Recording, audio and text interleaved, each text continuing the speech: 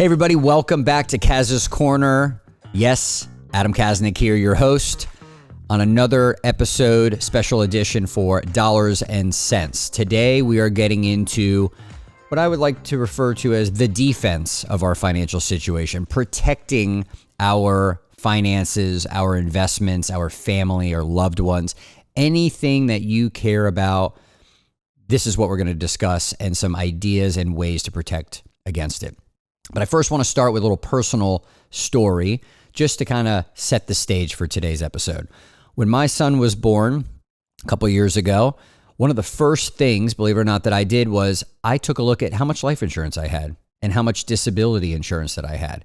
Because in that moment, as soon as my wife and I had our son, we had an intrinsic risk that I knew I need to protect.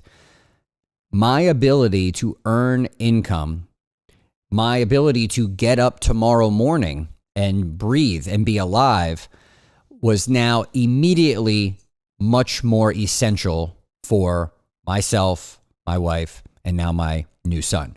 So, of course, you may think, yeah, I'm a financial advisor. Of course, I would think about, insurance and things like that. And I know that's probably not the first thing to think of. But when you really think about going from a non-parent to a parent, you have an overnight change in the financial dependence on your ability to earn an income.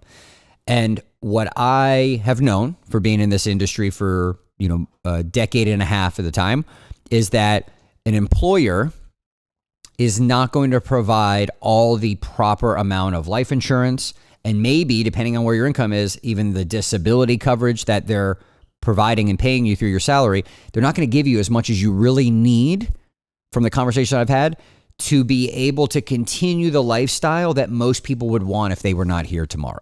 So to give you a little bit of background, I've been involved in the insurance industry since 2008. I've seen markets up, down, sideways. I've unfortunately also, 3 months into the industry, delivered my first death benefit. And seeing the impact that I was able to provide, which it wasn't a huge check, it wasn't millions of dollars, but it was enough for this older gentleman who just lost his wife, he was in his 80s, to be able to continue the lifestyle in the condo that they were in, to be able to replace the now lost Social Security check that his wife was earning on top of his.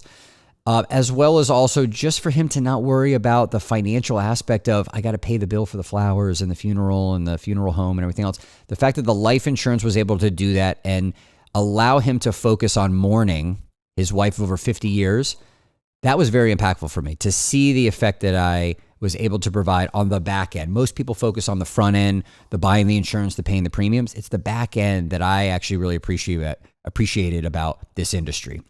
Fast forward years ahead. Unfortunately, I had another scenario where there was a client who was doing some yard work on the weekends, happened to be a pharmacist, and something went wrong with the chainsaw and unfortunately cut his leg nearly off and bled out in his backyard. And because of the life insurance and the planning and the protections put in place, his kids, which at the time were, I think, maybe high school and elementary school, were able to stay in the schools that they were in.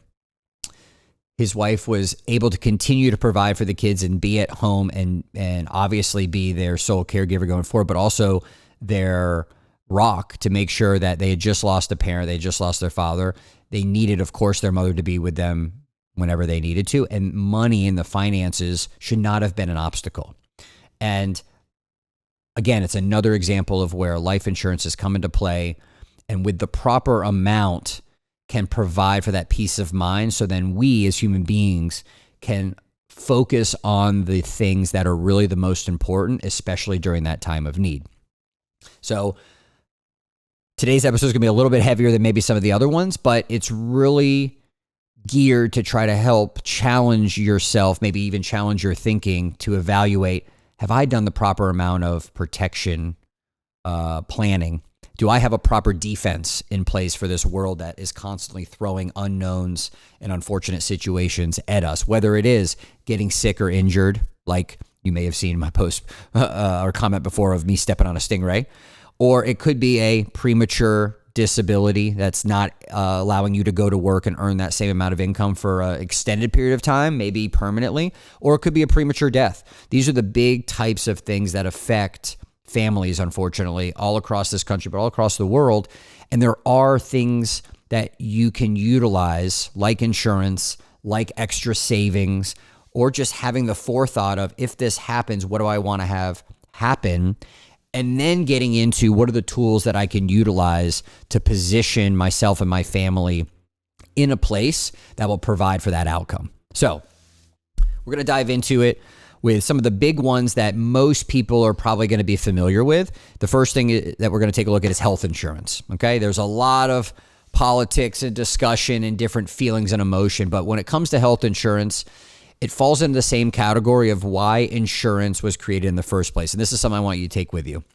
Insurance is designed to protect against low frequency, so rare or not too multiple occurrences, but high severity type of risks. So very expensive, but don't happen all the time. All right, at least to individuals, right? We know I live here in Atlanta. There are car accidents every day. I hear the sirens and things in the fire trucks on our interstates, but they're not happening to the same person, hopefully, every single day. But some accidents are very extreme, right? The car is totaled. Well, it may not be the value of the car. It may be the service and the value that the car was providing, meaning it's getting us to and from work so we can provide for our income. The loss of a car has an effect on our income. You may have gotten injured in that car accident. Now you can't go to work because now you need rehab. Well, now you have maybe additional expenses to go and pay for that physical therapy. But once again, now you can't go to work because now you have to rehab, and that's where you're spending your time. So having proper amount of disability income to replace that income that you were earning so you can then get back to work in a more timely manner, that's where disability income can come into place. Life insurance. Unfortunately, these things happen in that same car accident. Not everybody walks away from it. Well, that family left behind that was financially dependent on that earner now needs some sort of replacement of income. So having a proper amount, a proper multiple of your annual income is essential in those scenarios. Now, there's so much nuance. Every household is different. I always focus on the custom scenarios of every household because it could be a one earner household. It could be a two earner household. One could be on salary. One could be on sales and commission. Both could be salary. Both could be commission. So all of those aspects factor into what's the proper amount of just a life insurance coverage. How much should you get through work? Should you have some personal or private insurance on your own that you have no matter what employer you go to? Or if you become self-employed, you already have that in place. So when it comes to life insurance, and I actually discussed this on a panel that I was asked to sit on, so feel free to go check that out for NASDAQ and for Life Insurance Awareness Month. And on that panel, we discussed really the nuances and also some of the hopefully the opportunity for all of us to educate ourselves a little bit more on what benefits are we getting from our employer? What benefits do we need to engage on a personal basis on our own to have? But general overview, think about life insurance as a multiple of your annual income. If you have 10 times your annual income, then arguably, if something were to happen to you, your family could continue the financial aspect of your income for the next roughly 10 years, maybe a little bit more depending on if you invested those dollars, early on and then they grew a little bit. Maybe you get an extra year or two out of those dollars, but 10 times income is going to be 10 times, a replacement of the lifestyle. But then you add in, well, what if we want to pay off this debt? What if we want to fund your spouse's retirement because that was coming from your income? What if we want to fund your kids' education because that was coming from your income as well? So now you can start to see how 10 times may not be enough. Maybe it's 15, maybe it's 20. So having a proper analysis done for what makes sense for you is, I think, hands down the most important thing that we can do. And the time that you would consider doing this is when you have somebody who's financially dependent on you. Now, you could be a married couple, or maybe it's a boyfriend, girlfriend, or domestic partner situation. You don't even have to be married. If you have financial dependence on your incomes to cover bills, there is what we would call in the industry a insurable interest. There is a need that can be fulfilled by an insurance company. An insurance company will underwrite and provide you insurance for the simple fact of, I live with somebody else, they're dependent on my income, I'm dependent on their income. We can get life insurance to cover those. Now, it doesn't have to be a multi-million-dollar policy, but it could be enough to get you by, to get you back on your feet after that maybe dramatic loss of a loved one. So things to think about when it comes to insurance, when it comes to life insurance. Disability. With this one, it's a little bit different. This one's going to be tied specifically to your income. It's based off of the amount of income you're earning. A lot of us get it from our employer, get a certain coverage amount.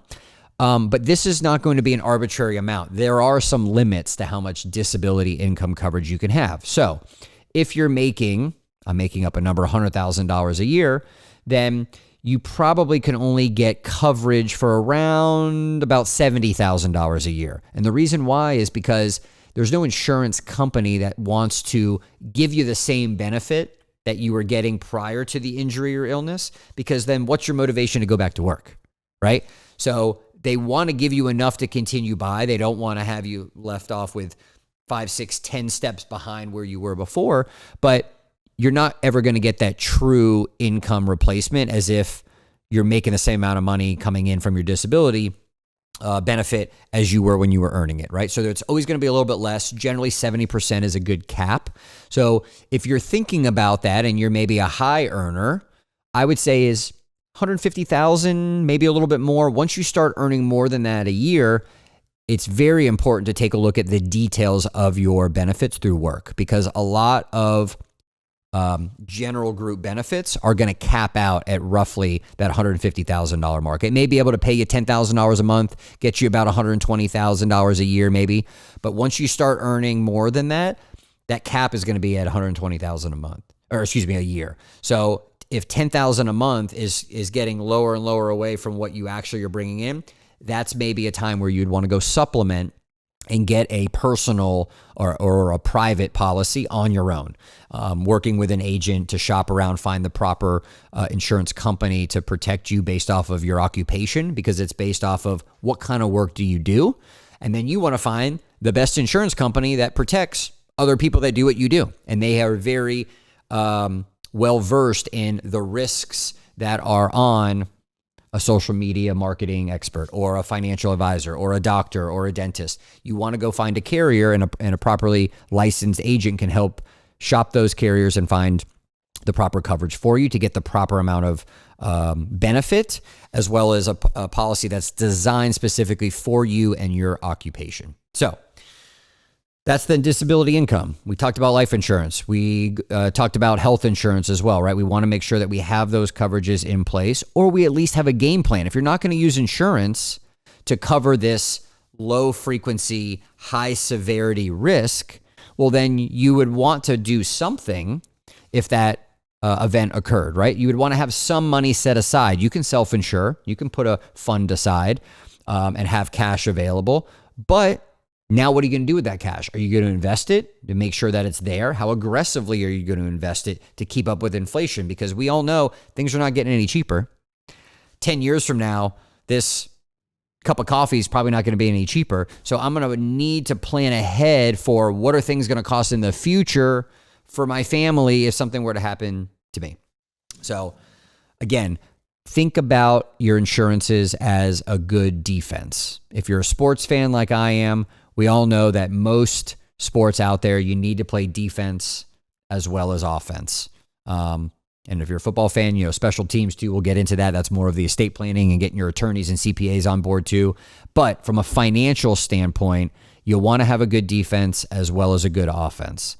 Previous episode, we talked about investing. That's more of the offense. Today's episode is going to be about defense. So hopefully that is helpful. I'm going to pivot a little bit and talk a little bit about that special teams scenario. So when it comes to estate planning, everyone has an estate. This is not for the ultra high net worth individuals. Your estate is anything that is in your name that you own when you pass away. So protecting your estate is essentially making sure that those assets, those accounts, those valuables that you have go to who you want them to go to with as little influence and impact from the court system, from the government, from anybody else sticking their fingers in there to try to take a little piece of that as it is passed from your ownership to your loved ones, to your heirs, to your charity, your beneficiaries, whoever that may be, individual or institutional or organization. You want all of those assets going to them in their entirety as much as possible, right? You don't want it to get eaten away. So proper estate planning is what we call it, is essential. Now, this could mean simply just making sure your beneficiaries are accurate on your 401k plan at work, making sure your beneficiaries are accurate for the life insurance that you have at work that was given to you maybe as an employee benefit, making sure that you have beneficiaries listed on your bank accounts. Did you know you could do that? You could put beneficiaries on your bank accounts. They're not needed. It's not a requirement to open up your checking or savings account because remember, we probably opened them up in 5 seconds online, but you can go back and add beneficiaries to those accounts to make sure that if something were to happen to you, that account gets assigned and passed to those individuals without having to go through your estate, without having to get a court involved. So that's an easy, free strategy to make sure that assets go to who you want them. Where this doesn't come into play, and that you will need a will or some sort of legal document, is hard assets, real assets, right? A home, a car, jewelry, anything that doesn't have a bank account value tied to it.